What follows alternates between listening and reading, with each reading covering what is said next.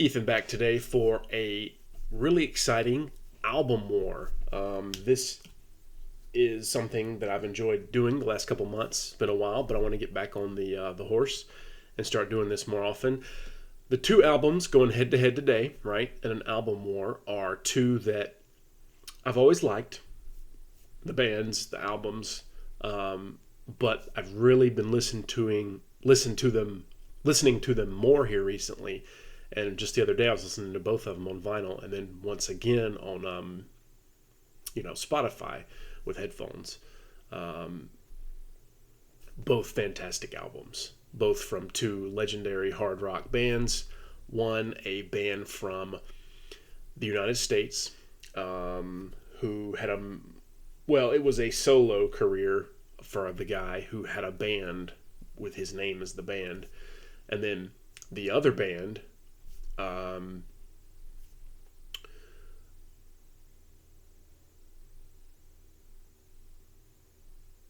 was a band from Australia. They were actually Scottish-born members of the band who went to Australia, and both these albums are the third album from each of these respective groups. So today I have Ted Nugent's Cat Scratch Fever. Look at that album cover. You got the Motor City Madman himself right there. Crazy hair, mustache. Really looking good right there. Third album from Ted. Third solo album, 1977. Going up against, I mentioned Australia. Should have given it away. AC/DC with Let There Be Rock. Look at that amazing live shot on that album. The vinyl. Let There Be Rock, their third album. AC/DC, legendary Australian hard rock band. Huge influence on 80s heavy metal. I prefer earlier AC/DC. I like Back in Black. Title track's a little overplayed. There's better songs on the album. To me, this is the ultimate AC/DC. The first couple albums, yeah. Both these albums, third albums from each of these bands. So, I didn't plan that, actually. And they're both released in 77. I did plan that. I also chose these two to go against each other because, to me, there's a similar kind of thematic theme throughout these albums. It's sort of just, chasing women, kind of simple, stupid rock and roll, if you will. But it's really good. And I think both these bands are evenly matched in the fact that they have phenomenal guitar playing throughout. Throughout. So let's start off with Nugent. Cat Scratch Fever. Great album cover. You got the inner sleeve live shot of the band. You have Ted Nugent on guitars and some some vocals, lead vocals. Don't really care for him as a singer. I've mentioned that before. Derek St. Holmes on rhythm guitar and backing vocals. Prefer him as a singer. Really great singer. Cliff Davies drums and Rob Grange on bass, who were members of Ted's band for the last two albums as well, Self-Titled and Free For All.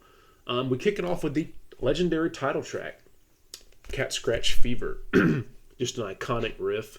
The way that kicks in, just a metallic, hard, iconic riff. There's no other way to put it. It's Cat Scratch Fever. Really kind of stupid lyrical content, kind of not the most intelligent maybe or thought out, kind of tongue-in-cheek, yeah, but really for the guitar playing, that song is great to me. That riff is just iconic. Up there with your Smoke on the Waters, your Paranoids, your what are some other iconic riffs? Maybe Man on the Silver Mountain, maybe I Can't Get No Satisfaction, Rolling Stones. To me, Cat Scratch Fever is up there.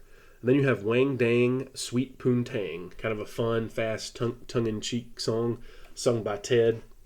Don't care for him as a vocalist, but it works okay there. And the next track, Death by Misadventure. That's a fun, kind of groovy, heavy song sung by Derek St. Holmes. I really like that one. That's a killer, deeper track. Live It Up is the next track. Pretty good. Kind of an up-tempo, fast-paced rocker.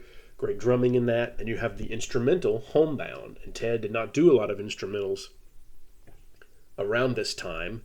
Homebound kind of reminds me of some of his earlier work in the Amboy Dukes, when he did more instrumentals with like kind of intricate, almost jazzy, for Ted jazzy, guitar solos and riffs. So Homebound, really cool instrumental. Kind of an anomaly on this album. Then you have Working Hard, Playing Hard. This album loses a little steam for me in the second half, the back half.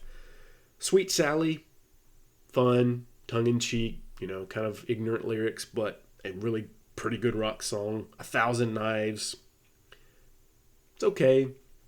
Fist Fighting Son of a Gun, pretty good, pretty fun. Ted Nugent style song, cheeky lyrics, talking about being rebellious and, F the man or whatever. Pretty good song. And then the last song, Out of Control. Pretty underrated heavy song with a fantastic riff. Check out Out of Control, the last track on Cat Scratch Fever. Yeah, I really like Out of Control. Kind of bookends the album with a really strong song, and some of the songs in between are kind of average at best. A little bit of filler on here. There's a lot of songs on this album. I think the first two albums are a little stronger overall as albums than this one. Though I do love this one, don't get me wrong, but it's got some filler, in my opinion. Released, I didn't mention that, May 1977, so pretty early in the year. He released an album every year until the 80s with his solo career with his band. May 13th, 1977, recorded in New York, Columbia Studios with the Epic label, produced by Lou Futterman, Tom Weirman, and Cliff Davies. All right, that's Nugent. Now let's get to AC/DC with Let There Be Rock. Almost forgot the name of the album. 1977 also released March 21st in 1977 in Australia, but released internationally in July of 77. On the Atlantic label, produced by Harry Vonda and George Young. You've got Angus Young on lead guitar, his brother Malcolm on rhythm guitar, phenomenal duo. You have, of course, Bon Scott, the first frontman, the first singer, legendary singer, on vocals, Phil Rudd on drums, and Mark Evans on bass. You kick it off with the song Go Down. That's a great song. I mean, the lyrics, I'll let you, decide if you like the lyrics or not, but they're fun. It's a really crunchy, heavy song. Just got a nice drive to it. It's almost like a toe-tapping kind of, it has a toe-tapping kind of rhythm to it. A lot of these songs do, the early songs. The next song, Dog Eat Dog. Really good song. Actually, Nugent had a song a year earlier also titled that. Title track number 3, Let There Be Rock. Phenomenal song. You've got vocal interplay with, crunchy Malcolm Young rhythm guitaring. And let's give some love to Malcolm Young. He was a phenomenal rhythm guitarist. As great as his brother was in the schoolboy uniform, there's a shot of him right there, his younger brother. More flashy, got more of the attention, ran around the stage in the, schoolboy outfit, crazy leads and ripping solos. He gets a lot of the attention, but Malcolm was a heavy, crunchy, just consistently great rhythm guitar player who stayed back by the drums and bass. He really just was the anchor of this band to me in a lot of ways, and a lot of people share that belief in the rock kind of world. The next song, you have Bad Boy Boogie. That's a fun song. Really cranking, heavy, groovy, just fast-paced, just piss and vinegar song. Really good. Side 2, you have another heavy, cranking song, Problem Child. Really, this album doesn't lose any steam on side 2 either. I mean, it might even get better.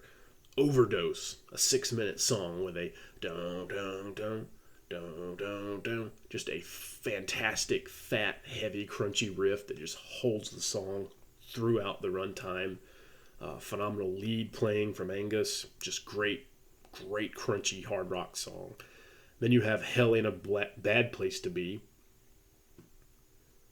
Maybe not the strongest song on the album, but even the not strongest song on the album is really good.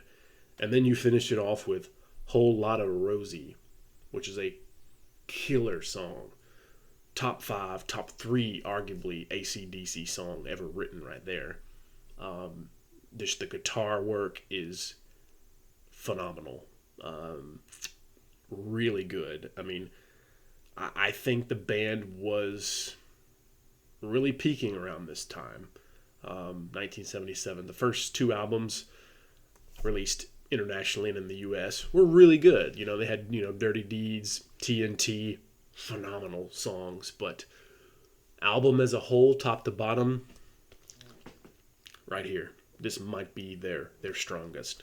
Highway to Hell, you could argue, is better or as good. But probably this, Highway to Hell, and even Powerage, the next album, 78, really good. Haven't listened to that one as much. I'm going to, but this is probably my favorite AC/DC album. I need to go listen to Highway to Hell again, but right here, they were peaking. So, album war. Let's get focused here. Going head to head. Both released in 1977. Both have similar kind of lyrical content, similar phenomenal guitar playing. I mean, these 2 albums for hard rock with a lot of attitude doesn't get much better. That's why I chose these 2 to go head to head. This is a tough one. But I think I know what I'm going to do. I think I know who I'm going to pick here. I think I know who's going to win. And the reason is because I feel like this album is consistently better top to bottom. I mentioned a little earlier in the video, there was some filler on the first album. This second album, and the winner, in my opinion, for today is Let There Be Rock. Just a little stronger top to bottom, less filler. All the songs are really good. Really, there's no bad song on Let There Be Rock. There's some that are maybe not quite as good as others, maybe some that are not quite as iconic, but as a whole, the album just bulldozes from beginning to end. And you have Angus and Malcolm playing guitar at probably some of their best guitar. You have Bond singing, probably his most kind of sleazy here. Just can't be topped. As much as I do love Cat Scratch Fever, as much as, the title song is iconic in the world of hard rock and guitar playing in general, probably up there with Smoke on the Water. I mean, that's an iconic riff, Cat Scratch Fever. But as an album, I'm going to go this one by a pretty significant margin. I mean, they're close. I love them both, but I got to go Let There Be Rock by AC/DC wins this album war for today. Cheers, and thank you for watching. These guys go head to head, but today the winner is AC/DC. Thank you for watching. There will be more. Stay tuned.